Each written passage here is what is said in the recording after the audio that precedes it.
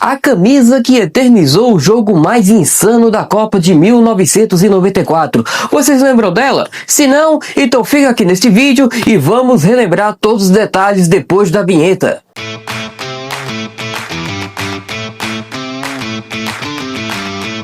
Para o torcedor brasileiro, a Copa de 94 é sem dúvida alguma marcante, não só pelo fato da seleção brasileira ter conquistado o Tetra depois de 24 anos sem chegar ao topo do mundo, mas também, claro, pelos uniformes extravagantes que marcaram época naquele Mundial e que caíram no gosto do torcedor brasileiro até os dias atuais.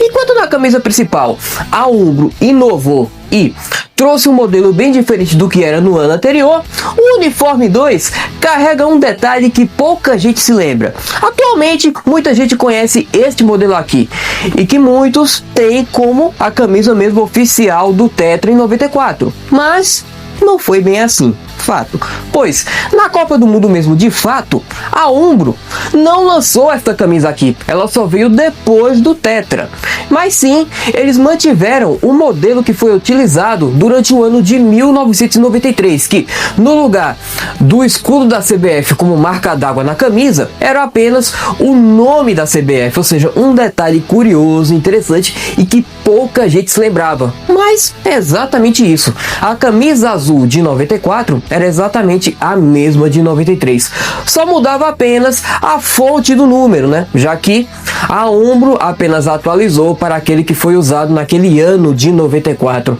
E essa camisa azul ficou eternizada em 3 jogos da seleção brasileira naquele Mundial. O primeiro deles foi no jogo contra a Suécia, ainda na fase de grupos.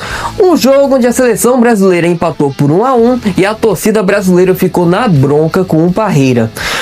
A segunda partida onde a camisa azul deu as caras foi nas quartas de final contra a seleção da Holanda. E a última vez foi na semifinal contra a mesma Suécia que enfrentou na fase de grupos.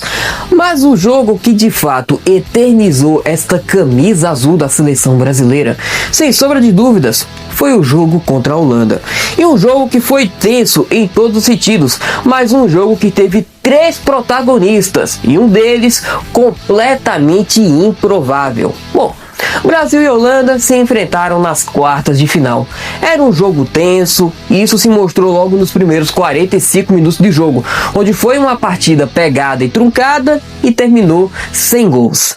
Na volta do intervalo, a seleção brasileira já voltou inspirada e abriu o placar com o Romário.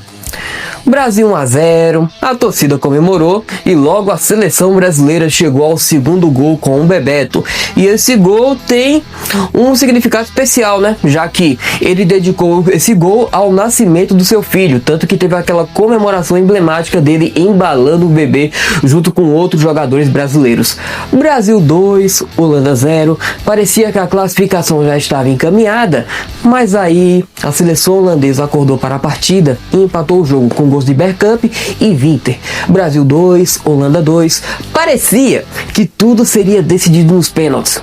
Mas aí surgiu um personagem improvável. E por que improvável? Vamos lá. O branco quase foi cortado da seleção brasileira naquela Copa de 94 por indisciplina. Pois é, pouca gente se lembra disso, mas em um dos jogos que ele entrou, ele simplesmente ficou zangado com o Parreira, né, com uma das modificações do Parreira. E com isso, ele quase foi cortado da seleção. Mas no final, optaram por manter ele, e aí, olha só o que aconteceu. Justamente no jogo contra a Holanda, foi ele, numa cobrança de falta, que decidiu a classificação para a seleção brasileira. E também foi um dos 3 protagonistas que imortalizaram a camisa azul naquele Mundial de 1994. Muita gente lembra da camisa principal amarela, que sem sombra de dúvidas é uma camisa marcante e uma das mais bonitas da história da seleção brasileira. Mas pouca gente fala da camisa azul daquele Mundial. Uma camisa usada em 3 jogos e que simplesmente foi eternizada nos 3. Mas o jogo que colocou ela na história foi justamente este jogaço contra a Holanda em 1994. E vocês, torcedores, lembravam desse jogão da Copa de 1994 e principalmente lembravam dessa camisa azul aqui? Deixe aí nos comentários. Se vocês querem receber mais conteúdos como este, é só ativar as notificações e não se esqueçam de se inscrever no canal. Se você chegou aqui agora, seja muito bem-vindo. Este é o canal Respeita Meu Manto. A história do futebol está preservada aqui neste canal.